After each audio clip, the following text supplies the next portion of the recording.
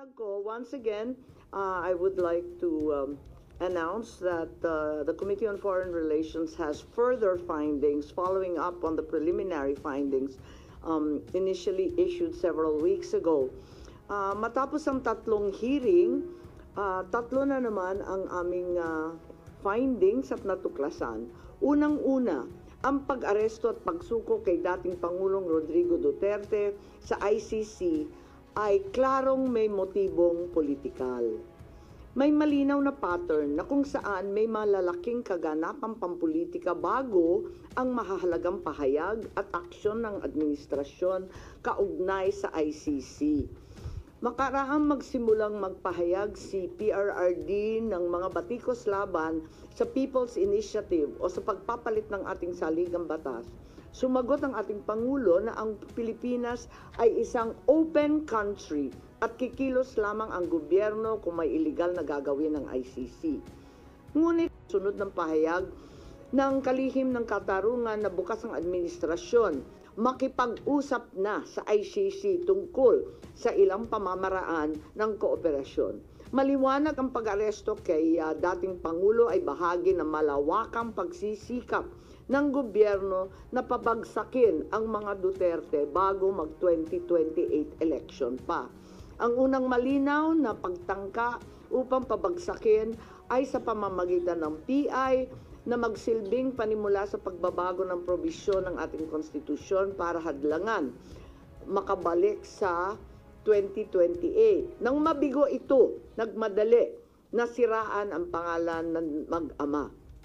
Noong Mayo 2024, sinimulan na ng Kongreso sa Committee ng Human Rights ang pagsisiyasat tungkol sa EJK, pinalawak noong Agosto 2024 at doon na nagmula ang pagbuo ng Quadco. Noong petsang 22 ng Abril, nakaraang ilang linggo lamang, inilarawan ang mga nagawang mga Oplan Horus, isang operasyon na inilunsad noong Abril 2024 na naglalayong pabagsakin ang dalawang Duterte.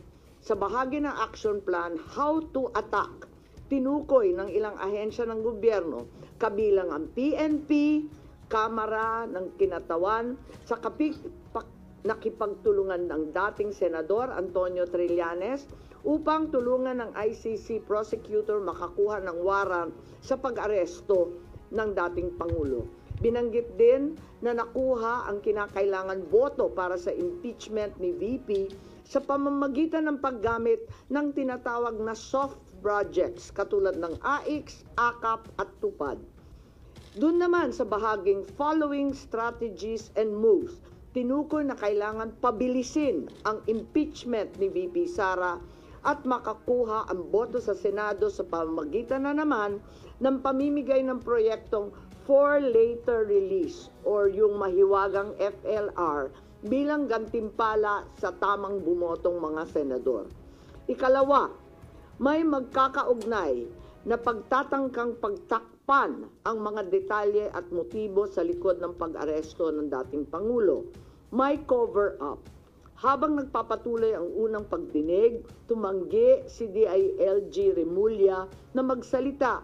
Tanungin siya tungkol sa panayam kay Pinky Webb, kung saan sinabi niya na group effort ang pag-aresto at in-invoke pa ang executive privilege samantalang lumabas na sa media.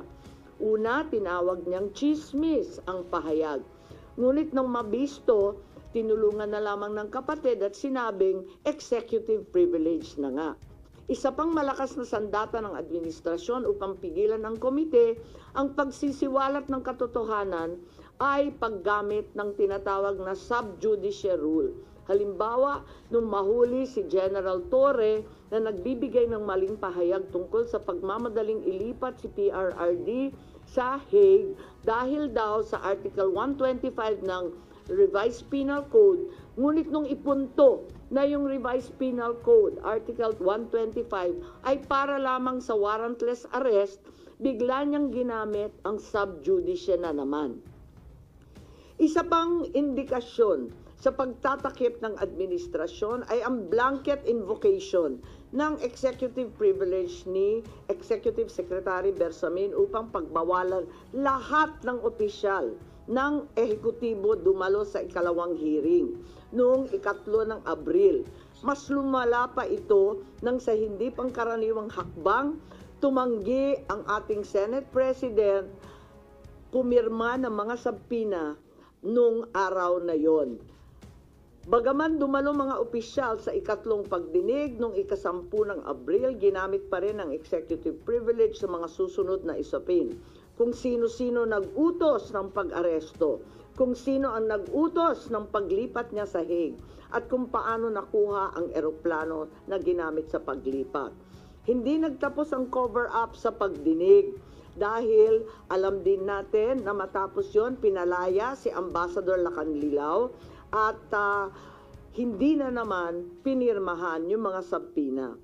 Matapos ang pag-aresto kay PRRD, lumakas ang pro-Duterte sentiment at bumagsak ang trust rating ng administrasyon.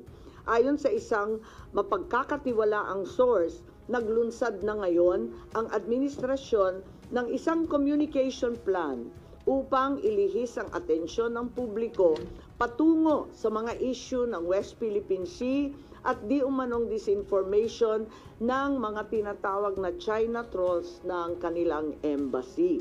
Kaya asahan natin na ito ang magiging balita sa mga susunod na araw.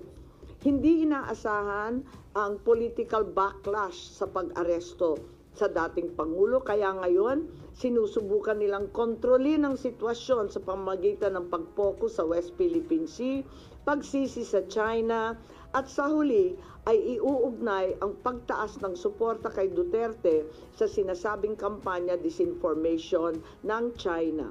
So una, may duda tayo na politically motivated. Ikalawa, whole of government ang nagamit dito na talaga naman comprehensive itong planong ito. At ikatlo, ang mga posibleng managutan ng criminal and administrative charges. At iminumungkahi namin na imbestigahan ng Office of the Ombudsman ang mga sumusunod. Una, si DOJ Secretary Remulla Boying maaring managot sa violation of RA 3019, Anti-Graft and Corrupt Practices for sanctioning an invalid administrative arrest against the former president in contravention of the ruling of the Supreme Court in the 2023 case of immigration versus Juan Wenle. Maliwanag na napakadaming kondisyon, kwalifikasyon at requirement na isinaad ng ating Korte Suprema doon. Ikalawa, usurpation ng DOJ. Ikalawa, violation of RA 7439 for not allowing the former president to be visited by VP Sara, both his daughter and his named counsel, and for forcing the former president's lawyers to leave him. Also, the violation of 3019 for allowing himself to be induced or persuaded by General Marbil or SILG Remulla to perform an act in violation of law, rules, and regulations in connection with his official functions. Grave misconduct and conduct prejudicial to the best interest of public service ay maaari ring ipataw laban kay General Torre. Ikalima, Ambassador Marcos V. Lacanlilao. Maaring managot sa usurpation of official functions, Article 177 of the Revised Penal Code, pagsisinungaling sa ibang kaso at perjury sa ilalim ng Article 183 of the Revised Penal Code, false testimony in other cases, and perjury in solemn affirmation under Article 183 of the Revised Penal Code, at conduct prejudicial to the best interest of the service. So ito ang further findings namin. Hindi ko masara yung investigasyon kasi marami pa ring mga issue katulad ng sinong tumulong sa ICC, yung tungkol sa eroplano na nanatiling bukas at masalimuot. So, nais kong ipakita ang isang video na nagawa na ganito rin ang pahayag. Simulan po natin ang video na maaring mapanood ng ating mga kaibigan. Enero 28, 2024, sa first Maisog Rally sa Davao, nagliyab ang balita at social media. Matapang, walang preno. Mr. President, baka susunod ka sa dinaanan ng tatay mo. Diyan ako takot. Ayaw ko mangyari sa iyo yan. Nagbato ng maaanghang na salita si dating Pangulong Rodrigo Duterte laban kay Pangulong Marcos tungkol sa di umano'y paggamit ng droga at ang kontrobersyal na People's Initiative. Sino man magsabi na walang paki ang Senado sa usaping ito, isa lang ang masasabi ko, walang gamot sa kakapalan ng mukha mo. Sa Senado, sa kapareho at sumunod pang mga buwan, si Senator Amy ang nanuna. Pakialam sa PR, wala kayong pakialam sa PR, wala kayong pakialam sa PR. Siya ang unang nagtawag ng pansin. Siya ang unang nagtanong, para kanino ba talaga ang TI na yan? Marso 2024, sa kabila ng bangayan sa harap ng sambayanan, narinig natin si Pangulong Marcos. Matatag, matapang. The International Criminal Court has no jurisdiction over the Philippines as we remain to have a working judicial system and law enforcement mechanisms. Walang jurisdiksyon ang ICC sa Pilipinas. Sa sabong, nagpagpag siya ng balahibo. Ang hindi natin alam, paghupa ng alikabok ay nagsimula ng ilatag ang plano para muling sumagi sa ICC. Kaya pagtungtong ng Mayo, tahimik ngunit mabilis ang galaw. Isinumite ng DOJ ang legal brief para sa posibleng pag-aresto kay FPRRD. Isang pagtataksil na walang nakapansin. Hunyo, pumutok ang balita. Nagbitaw si VP Sara bilang DepEd Secretary. Tendered my resignation as the Secretary of Education effective July 19, 2024. Isang babae ng tapang ngunit walang nagawa dahil sa likod ng tama. Agosto, isinagawa ang unang Quadcom hearing laban kay FPRRD habang inuusig ng COA ang confidential funds ni VP. Ang hindi natin alam, sa gitna ng lahat ng ito, itinalaga na ni PBBM si Marcos Lacanilao bilang Special Envoy ng Transnational Crimes na siyang magsusuko kay FPRRD. At maluwag na rin pinapasok ng bansa ang mga tiga-ICC noong Oktubre. Walang bahid ng pagtutol, walang balak na ipagtanggol ang kapwa Pilipino. Nobyembre, nag-iba na ang ihip ng hangin. Matatag, matapang, walang bahid ng pag-aalinlangan.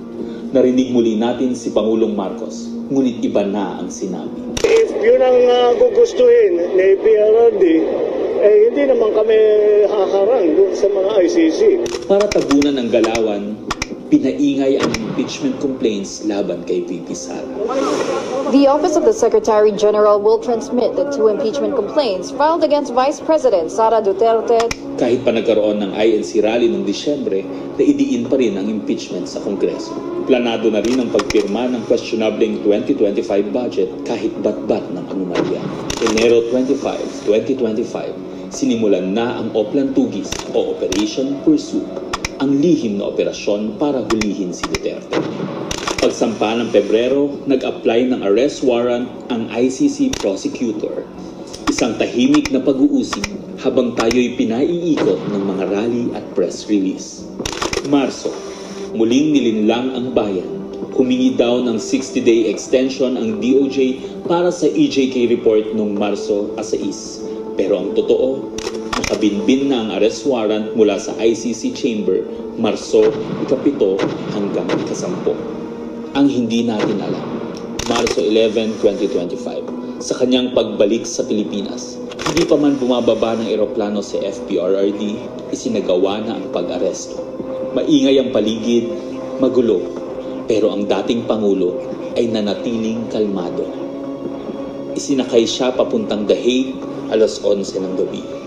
Kasama sa eroplano si Marcos Lacanilao, ang nagkanulo, ang nagsuko. Pero kanino ang sisi? Sa mga utusan o sa nag-utos? Managot ang dapat managot, nakalatag na. It's a request to the Philippine government from Interpol enforce the arrest warrant. And we have commitments to them. Ayaw nila ipagpatuloy ang pag-iimbestiga. Maliwanag na ang buong administrasyon na ito mula sa pinakataas hanggang sa galamay nagplano. Ikaw ho ba nagplano ng lahat ng ito? Hindi naman. It was a group effort. Secretary Chudoro was there, Secretary Anyo was there too, and the President and I.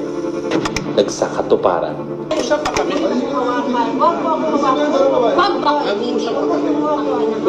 Kayo mga Wag mo hawakan yung nanay ko!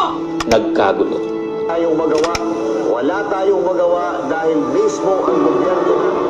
Kung sa ito kong ginaplas sa tubangan. Nagtakpanan. Mamili ka. Kapag warrantless arrest, edi may period. Kapag may warrant, walang period. I'm being cautioned by the DOJ, ma'am, that it may be sub judice already to discuss that because of the habeas corpus pending in the Supreme Court. Ngunit lumabas ang buong katotohanan. Ganito pala ang bagong Pilipinas. Hindi man lang natin alam. Tahimik ang pagtataksil. There was no red notice and what was issued was merely a diffusion. Tahimik ang pagwasak. Paliwanag mong maigi, representative ka ba ng Pilipinas or representative ng Interpol? Pipili ka lang. Represent ko po ang Interpol NCB Manila. So mali itong papel na to. Harapan ang pagtalikod.